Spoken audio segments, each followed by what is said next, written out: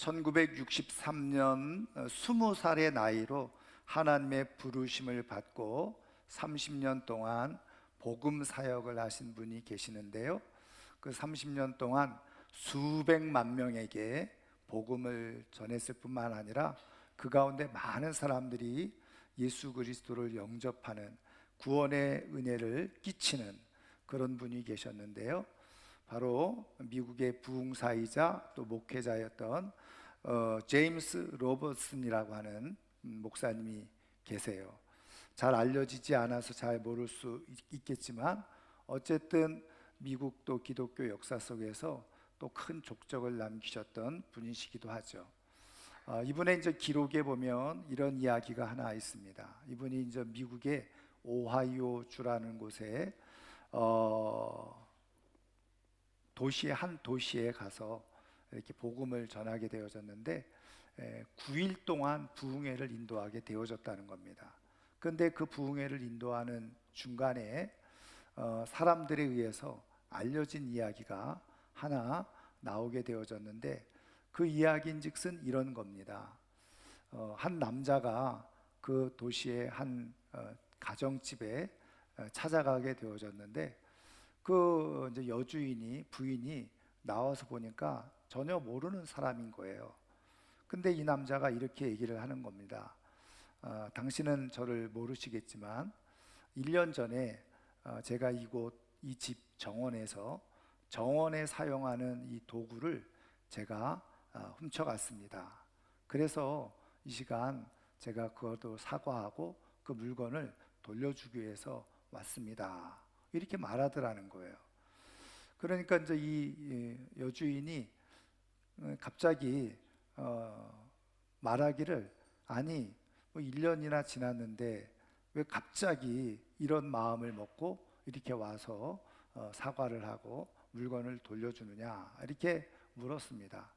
그랬더니 이 남자가 하는 말이, 저는 지금 제임스 로버슨 목사님이 인도하는 부흥회에 제가 참여를 하고 있는데 이 부흥회를 통해서 제가 예수 그리스도를 영접하고 예수님을 만나게 되어졌습니다. 기도하던 중에 1년 전에 내가 잠시 그냥 눈이 뒤집혀서 이걸 가져가서 잠깐 쓰고 돌려줘야지 이런 마음으로 가져왔다가 욕심이 생겨서 그것을 그대로 훔쳤는데 그것을 생각나게 하셔서 회개하고 지금 이렇게 물건을 돌려드리게 된 겁니다. 이렇게 이야기를 하게 되어졌다는 거죠. 이것이 인전 사람들에게 알려지고 소문이 나서 그렇게 로버슨 목사님에게 들려지게 되어졌던 것입니다. 여러분, 이 부인이요, 그 이후로 사람들을 만날 때마다 이 부흥회의 필요성을 얘기하면서 이렇게 사람을 변화시키는 이 부흥회라고 한다면 얼마든지 이 부흥회가 우리에게 필요하다 그러면서 이야기를 하고 다녔다는 겁니다. 여러분, 사람이 하나님을 인격적으로 제대로 만나게 되어지면 반드시 변화가 일어나는데 그냥 혼자의 마음의 변화가 아니라 주변에 있는 가까운 사람들이 그것을 알아채고 느끼고 그리고 볼 수 있을 만큼의 변화가 일어나게 되어지는 겁니다. 이거를 거꾸로 얘기하면 내가 예수 믿고 교회를 다니고 하나님을 인격적으로 만났다라고 하는데 주변에 있는 사람들이 깨닫지 못할 정도의 변화가 없다고 한다면 사실은 그것은 한번 깊이 생각해 볼 필요가 있다는 거죠. 여러분, 누구든지 하나님을 제대로 깊이 만나게 되어질 때 그 삶의 말과 태도와 모습이 바뀌어지는 일이 일어나게 된다는 사실을 기억하시기를 축복합니다. 여러분, 그런 의미에서 하나님께서 오늘도 우리에게 말씀해 주고 계시는데 우리가 하나님을 믿는 사람으로서 진정한 참된 믿음이 무엇인지를 우리에게 가르쳐 주실 뿐만 아니라 우리들을 통해서 하나님의 놀라운 역사들이 나타나기를 원하시는 분이 바로 우리 하나님이시라는 거예요. 저는 오늘 이 아침에도 정말 하나님을 깊이 인격적으로 만난 사람답게 하나님 안에 살아가는 사람으로서 정말 사람들이 알만한, 느낄 수 있을 만한 삶의 변화를 가지고 하나님의 축복 속에 살아갈 수 있기를 주님의 이름으로 축원합니다. 그러면 우리가 하나님을 깊이 만나게 되어질 때 여러 가지 변화가 일어나게 되어지는데, 그 가운데 하나님을 만난 사람, 더 나아가서 하나님과 함께하는 사람, 하나님의 임재 속에 살아가는 사람들은 어떤 모습을 가지고 살아가느냐 하는 것입니다. 그것을 오늘 성경을 통해서 하나님께서 우리에게 말씀해 주고 계시는데요, 오늘 우리가 읽은 말씀은 에스겔 선지자가 그렇게 하나님의 환상 중에 계시를 받고 또 그 바벨론의 포로로 붙잡혔던 사람들에게 전했던 말씀을 기록해 준 거잖아요. 근데 오늘 우리가 읽은 말씀을 좀 더 잘 이해하려면 간단한 역사의 배경을 조금 알아야 되는데, 이미 앞서 우리가 예레미야서 혹은 더 나아가서 이사야서를 보면서 이스라엘의 간단한 역사를 우리가 살펴보았습니다마는, 지금 이 에스겔서가 어떤 상황에서 기록되어졌는지를 잠깐 더 다시 한번 살펴보면, 여러분, 이스라엘이, 이제 여기서 이스라엘은 남쪽 유다를 말하는 겁니다. 그 이스라엘이 바벨론에 의해서 세 차례의 공격을 받았다 그랬잖아요. 그래서 처음에는 주전 605년에 공격을 받고, 그리고 이제 예루살렘 성은 그대로 두고, 또 예루살렘의 성전, 하나님의 성전도 그대로 두고, 경고 차원에서 1차로 볼모로 붙잡아간 사람들이 있어요. 포로로 붙잡아갔죠. 그것이 대표적인 사람이 바로 누구냐? 다니엘과 세 친구가 주전 605년에 포로로 붙잡혀 가서 바벨론에서 지내게 된 겁니다. 그리고 나서 이제 6, 7년이 지난 다음에 이제 주전 597년에 2차로 또 공격해 오는데, 이때도 예루살렘 성과 성전은 그대로 둬요. 그리고 포로로 또 이제 경고 차원에서 끌고 가는데, 그때 끌려간 사람이 누구라고요? 그 당시에 왕이었던 여호야긴 왕, 그리고 더불어서 오늘 말씀을 기록해 준 에스겔 선지자도 이때 바로 주전 597년에 포로로 끌려가게 된 겁니다. 그리고 나서 이제 5, 6년이 더 지나고 나서, 그리고 나서 이제 마지막으로 이제 주전 586년, 11년, 12년이 지나죠. 586년에 세 번째로 바벨론이 또 침공해 옵니다. 그때 왕은 누구였느냐면 바로 여호야긴 왕의 삼촌이었죠. 작은 아버지였는데, 시드기야 왕 통치할 때 세 번째로 공격해 와서 이제는 그냥 경고만 한 것이 아니라 예루살렘 성을 완전히 붕괴시키고, 또 예루살렘에 하나님의 집이었던 성전까지 다 불태워버리고, 그리고 포로로 끌고 간 겁니다. 왜 그랬느냐? 시드기야 왕이 여호야긴 왕을 끌고 갔잖아요, 2차에. 그리고 바벨론은 누구로 왕을 세울까 보다가 시드기야로 왕을 세우는 거예요. 그러니까 바벨론에 의해서 왕이 된 거잖아요. 그러면 친 바벨론 정책을 폈어야 되는데 시드기야 왕이 그렇게 하지 않은 거예요. 본인도 그렇고 신하들의 의견을 듣고서는 생각을 바꿔가지고 친애굽 정책을 피게 된 겁니다. 그러니까 바벨론 입장에서는 기분이 안 좋죠. 그래서 공격해 와가지고 시드기야 왕을 붙잡고 눈을 다 빼버리고 보는 앞에서 자식들 다 죽이고, 그리고서는 시드기야 왕을 끌고 갔거든요. 그래서 주전 586년에 이스라엘은 완전히 망하게 되고 붕괴되어진 겁니다. 그런데 말씀드린 것처럼 이 에스겔 선지자가요 597년에 붙잡혀 갔잖아요. 근데 597년에 붙잡혀 가지고 에스겔서 1장을 읽어보면 그 바벨론 붙잡혀 간 그곳에서 하나님을 만나요. 환상을 보게 되어지죠. 근데 기록에 보면 그때가 바로 붙잡혀 온 지 5년이 지난 다음이라고 그랬어요. 그러니까 597년에 붙잡혀 가서 5년이 지났으니까, 죄송합니다, 주전 592년이 됐겠죠. 그때 하나님의 계시를 받게 된 겁니다. 여러분, 그때가 언제예요? 이스라엘이, 예루살렘이 완전히 멸망하기 한 5, 6년 전인 거죠. 근데 그때 환상을 통해서 하나님께서 보여주시는 것을 보게 되어져요. 이 에스겔서 표현대로 보면 하나님께서 자기의 영을 이끌어서 가셨다는 거죠. 그래서 예루살렘에서 일어나고 있는 일들을 다 보게 하신 거예요. 그것을 가지고 지금 포로로 붙잡혀 와 있는 이스라엘 백성들에게 전하게 하신 거죠. 그 내용 중에 오늘 우리가 읽은 내용은 8장, 9장, 10장을 걸쳐서 무엇을 얘기해 주고 있는 거냐면, 그 예루살렘 성전, 하나님의 집이죠. 하나님께 제사하고 예배하던 곳인데 거기에 너무나도 많은 우상들이 가득했다는 거예요. 그리고 우상의 그림들이 가득해서 하나님이 더 이상 거기에 계실 수가 없었어요. 그래서 그 성전을 떠나간다고 하시는 그런 내용이 8장, 9장, 10장에 기록되어져 있는 거예요. 여러분, 그 가운데서 오늘 이제 9장 읽은 말씀의 내용은 뭐냐면, 에스겔이 또 환상을 보았는데 그것이 뭐냐면, 북쪽으로부터 6명의 사람들이 오게 되어지는데 다 칼을 차고 온 겁니다. 근데 이제 그 중에 한 사람은 보니까 마치 그 당시에 서기관처럼 옆에 그 먹그릇을 두고 붓을 들고 온 사람이 있었던 거죠. 그러니까 5사람들은 다 칼을 차고 왔는데 한 사람은 먹그릇에 붓을 들고 온 거예요. 근데 하나님께서 명령하시니까 그 사람이 돌아다니면서 뭐예요? 그 예루살렘의 백성들 가운데 이마에다가 표를 주는 사람들이 있었다는 거죠.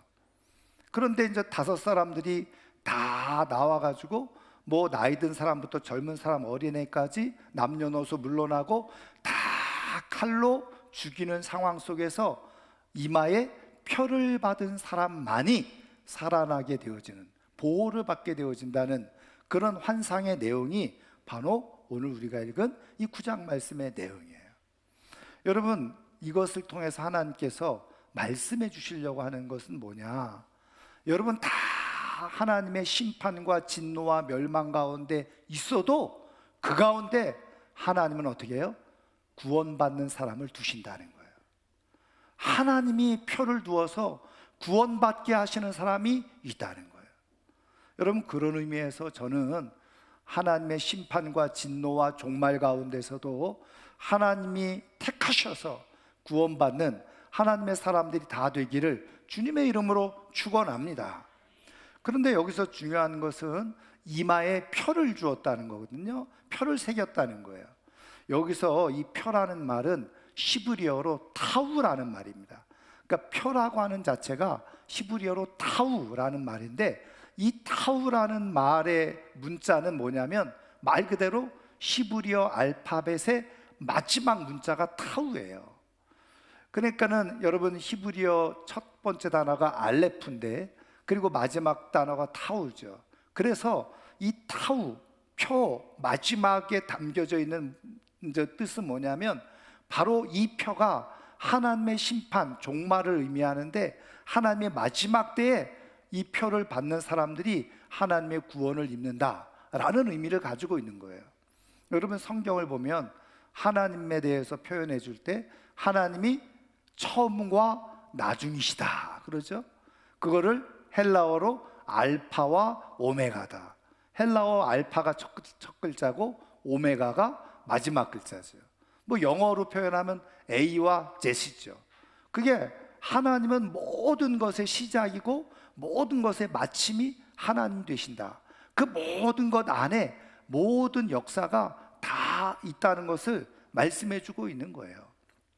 여러분, 그래서 이제 학자들은 이 타우가 뭘 의미하느냐, 이제 신약 성경으로 넘어와서 바로 예수 그리스도의 십자가를 예표하고 있는 문자다, 이렇게 보고 있는 겁니다.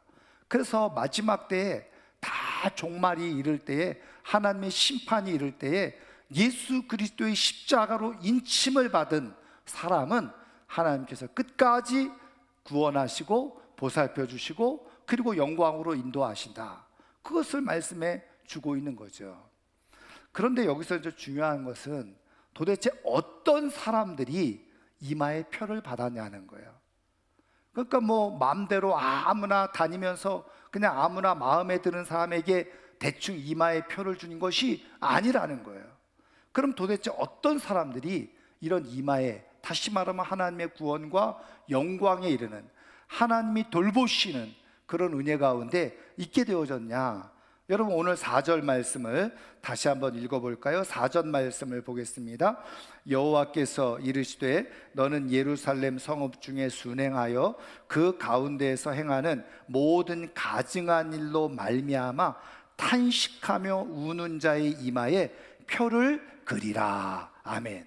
그러니까 이마에 표를 받은 사람들은 어떤 사람들이냐? 그 예루살렘 성내에서 일어나고 있는 가증한 일 때문에 탄식하면서 우는 사람, 그런 사람들이 바로 이마에 표를 받았다는 거예요. 하나님이 그런 사람들을 구원하시고 그런 사람들을 끝까지 돌보셨다는 거예요. 그러면 여러분, 여기 이 사람들은 이 가증한 일, 왜 그것으로 인해서 탄식하며 울었냐? 여기서 탄식했다는 것은 한숨을 쉬는데 마음속에 큰 아픔과 슬픔을 가지고 한숨을 쉬고 울었는데, 그냥 뭐 대충 울은 것이 아니라 영어로 말하면 cry, 울부짖었다는 거예요. 그러니까 마음속에 큰 아픔을 가지고, 고통을 가지고 그냥 통곡하면서 울었던 사람들이었다는 거예요. 근데 이 사람들이 무엇 때문에 그랬느냐? 자기가 당하는 고난 때문에, 뭐 돈이 없어서, 병에 걸려서, 뭐 집안이 망해서 그래서 울었느냐? 아니에요. 여러분, 뭐 때문에? 모든 가증한 일. 모든 가증한 일이 뭘까요? 바로 예루살렘 성전 안에, 하나님을 섬겨야 될 곳에 온갖 우상들이 가득, 그림들이 새겨져서 더 이상 하나님이 함께 하시지 않는 그런 상황을 보고서 이 사람들은 통곡을 하고 고통을 느끼면서 하나님 앞에 울부짖었다는 거예요. 여러분, 그러니까 이유가 뭐냐? 여러분, 한 번 더 말씀을 8장으로 넘어가 보세요. 자, 8장으로 넘어가셔서 6절을 한번 보시죠. 6절 한번 같이 6절을 8장 6절 읽겠습니다. 그가 또 내게 이르시되 인자야, 이스라엘 족속이 행하는 일을 보느냐? 그들이 여기에서 크게 가증한 일을 행하여 나로 내 성소를 멀리 떠나게 하느니라. 너는 다시 다른 큰 가증한 일을 보리라 하시더라. 아멘. 그러니까 이 사람들이 단순히 성전 안에서 우상이 있고 그리고 그림을 그린 것 때문에 통곡하면서 탄식하면서 울었던 게 아니에요. 그것은 원인이죠. 근데 그들이 정말 탄식하면서 통곡하면서 울 수밖에 없었던 이유는 뭐냐면, 그 성전 안에 하나님을 섬겨야 될 사람들이 하나님을 온전히 섬기지 않고 어떻게 해요? 우상을 섬김으로 인해서 하나님이 더 이상 그 성전에 계시지 않는 거예요. 그래서 오늘 6절 말씀해 보면 가증한 일을 행하여 나로 내 성소를 멀리 떠나게 하느니라. 이 일로 인해서 하나님이 우리를 떠나시게 됐구나. 그거를 생각하니까 충격을 받은 거예요. 쇼크를 받은 거예요. 그래서 탄식하면서 그것이 마음에 큰 고통이 되고 아픔이 돼서 그래서 울부짖는 사람들이었다는 거예요. 우상을 섬기는 것도 문제였고 그리고 잘못하는 것도 문제였지만 그것으로 인해서 더 이상 이 예루살렘에 하나님이 함께 계시지 않는다, 우리 가운데 하나님이 함께 계시지 않는다, 그것을 생각하니까 심장이 찢어지는 듯한 아픔과 고통을 느끼면서 그러면서 울부짖었던 사람들이에요. 여러분, 한번 생각을 해보세요. 아니, 성전 안에 우상을 섬기는 것이 실질적으로 이 사람들하고 무슨 관계가 있었겠습니까? 아무런 문제 아닐 수 있잖아요. 무슨 얘기냐면, 여러분 지금 우리 시대에도 똑같잖아요. 우리가 이렇게 예배를 드리고 하나님 앞에 나아가지만 여러분, 우리 주변에는 예수 안 믿는 사람들도 있고 또 심지어는 우상을 섬기는 사람도 있고 다른 종교 믿는 사람들 있잖아요. 근데 그런 것 때문에 내가 슬퍼하고 고통하며 내가 그것 때문에 막 통곡하고 있지 않잖아요. 그들은 그들의 삶이고 그 나랑 아무런 직접적인 관련이 없는 거예요. 그러니까 뭐 슬퍼하거나 탄식하거나 울 이유가 없지요. 그런데 지금 이 사람들은 그렇지 않았다는 거예요. 그런 일 때문에 나랑 직접적인 관련이 없지만 중요한 것은 사람들이 하나님의 우상을 섬기고 사람들이 하나님의 말씀을 떠나서 하나님을 온전히 섬기지 못함으로 인해서 하나님이 더 이상 여기에 계실 수 없어, 여기를 떠나가신다는 것. 그래서 더 이상 하나님이 우리와 함께 하시지 않게 되어진다는 것, 그것 때문에 슬퍼하고 그것 때문에 가슴 아파하고 울부짖고 있었다는 거예요. 여러분, 우리가 하나님께서 우리를 통해서 하나님의 역사를 나타내시고 또 하나님의 구원의 은총 가운데 살아갈 수 있는 사람들은 어떤 사람들이냐? 직접적으로 나랑 상관이 없다고 할지라도 정말 이 시대가 가지고 있는 문제 때문에, 이 시대가 우상을 섬기고 이 시대가 패역한 일들을 가득 채워감으로 인해서 하나님께서 내가 더 이상 너희들과 함께 하고 싶지 않아, 그래서 떠나가시는 하나님의 부재를 생각하면서 울 수 있는 사람.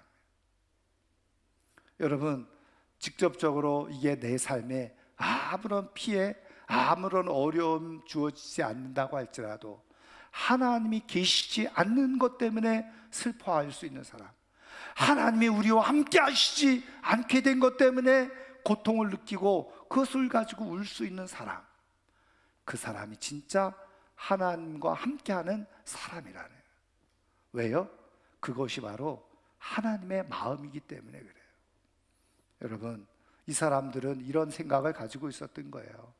다른 거 다 아무리 좋은 것이 가득하게 채워져 있어도 하나님이 없으면 그건 아무것도 아니에요. 그런데 조금 힘들고 어려운 상황 가운데서도 하나님이 우리와 함께 하시고 나와 함께 하시기만 하면 그것으로 우리는 충분합니다. 그런 생각을 가지고, 마음을 가지고 있었던 사람들이 바로 이런 사람들이었다는 거예요. 하나님은 그런 사람들을, 하나님은 이마에 표를 주시고 모든 환난 가운데서 하나님께서 건지시고 하나님의 사람으로 영광스럽게 세우시는, 축복을 베푸시는 분이 바로 우리 하나님이시라는 거예요. 여러분, 이 사람들은 하나님이 계시지 않으면 어떤 일이 일어나는지 너무나도 잘 알고 있었던 사람들이죠. 여러분, 지금까지의 모든 축복과 은혜와 역사는 하나님이 이스라엘과 함께 하셔서 주어진 것이라고 믿고 있었던 사람들이었어요. 그런데 하나님이 함께 계시지 않으면 이 나라, 이 민족의 역사는 어떻게 되는지 너무나도 잘 알고 있었던 사람들이었기 때문에 그것 때문에 슬퍼하고 통곡하고 울고 있었던 사람들인 거죠. 여러분, 그렇게 하나님께서 정말 예루살렘 성전을 떠나가시고 나서 6, 7년 후에 그대로 예루살렘은 완전히 붕괴되어지고 완전히 멸망되어지는 일이 일어나게 되어졌던 거예요.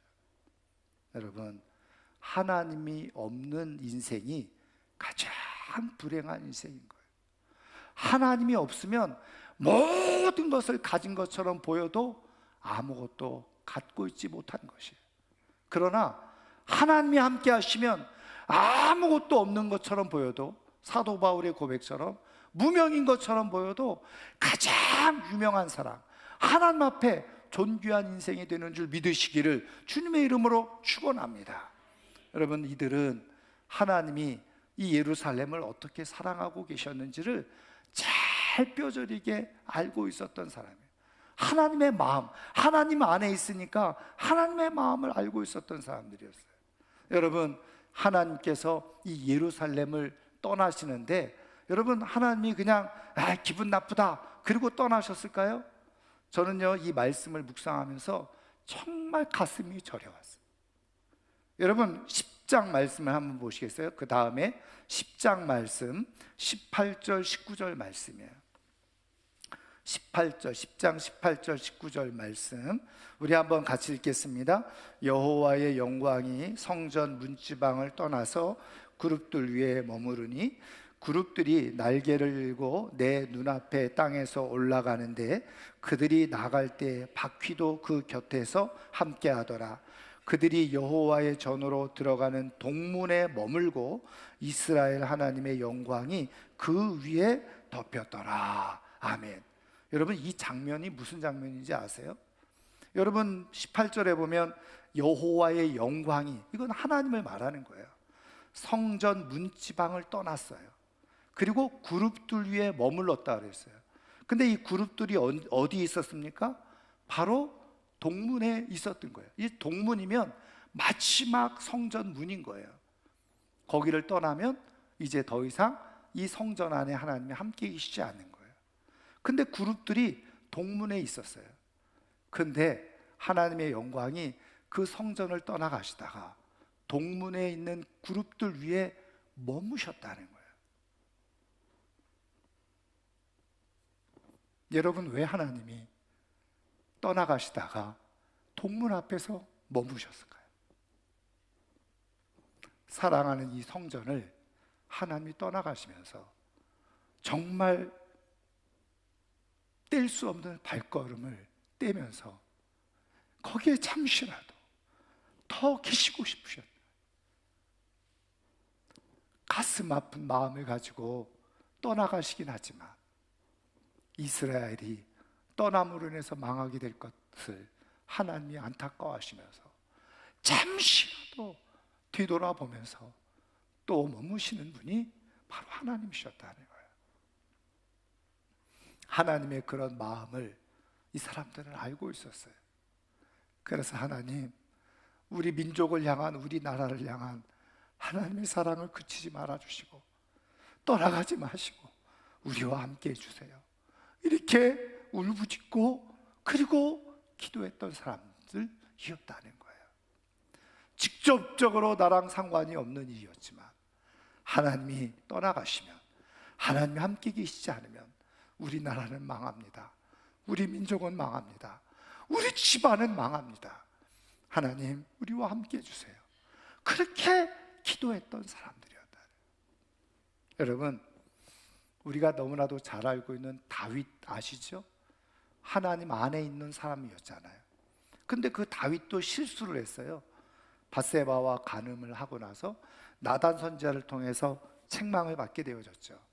근데 그때 우리가 너무나도 잘 알고 있는 시편 51편을 통해서 다윗이 회개를 하잖아요.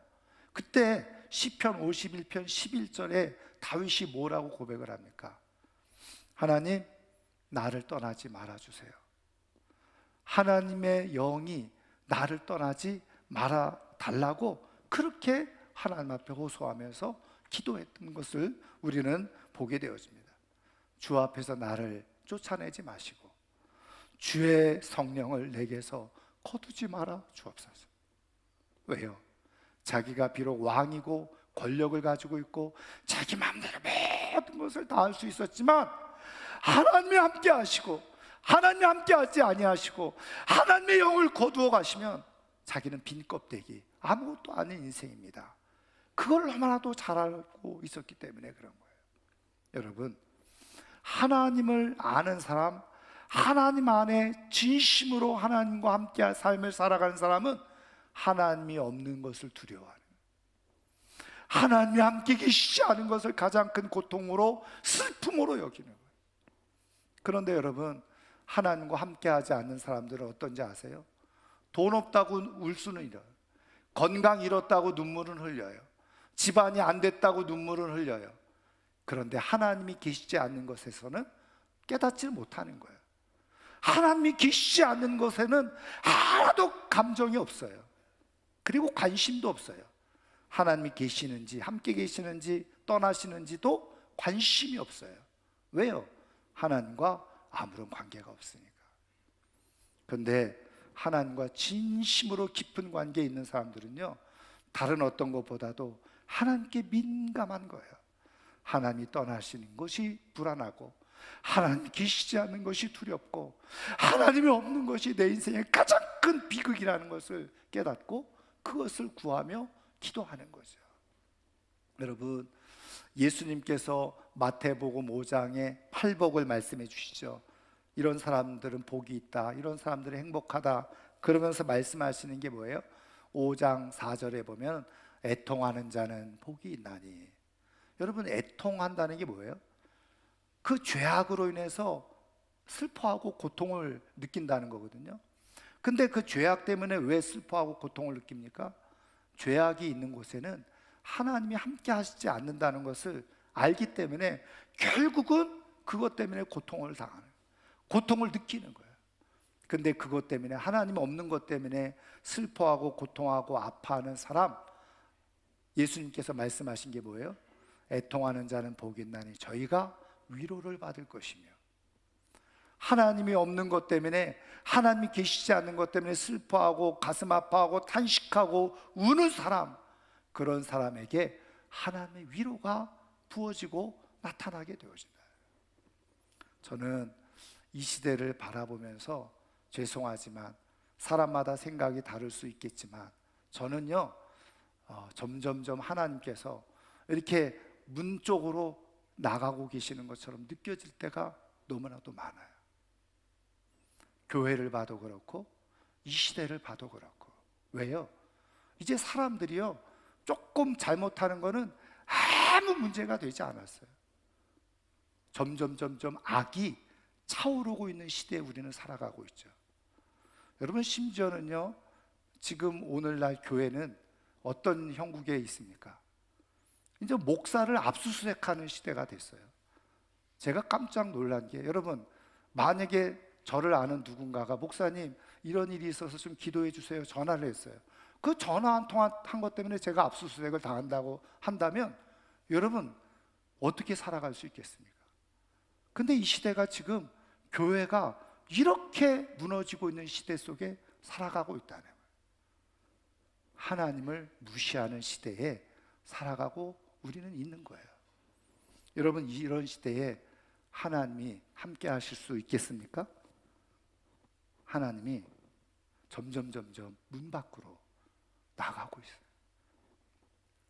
여러분, 그런데 이런 얘기를 들으면서도 슬픔이 없어요. 이런 얘기를 들으면서도 내 안에 탄식이 없어요. 왜요? 나랑 상관없는 일이니까. 그런데 아세요? 하나님은 지금 어떤 사람들을 찾고 계시냐? 하나님 점점 떠나가시는 과정을 보면서 정말 내일처럼 탄식하고 슬퍼하면서 통곡하면서 울 수 있는 사람, 하나님은 그런 사람들을 지금 찾아서 하나님의 표를 주고 계신다는 거예요. 사랑하는 성도 여러분, 저는 이 시대가 험악한 시대 속에 우리가 다 살아가고 있는데, 다 우리 모두는 하나님께서 정말 찾아오셔서 이마에 인치시는 하나님의 사람들이 되기를 주님의 이름으로 축원합니다. 하나님이 떠나시는 것을 두려워하고, 하나님이 함께 하시지 않는 것을 슬퍼하고, 하나님이 없는 것이 내 인생의 가장 큰 비극이고 불행입니다.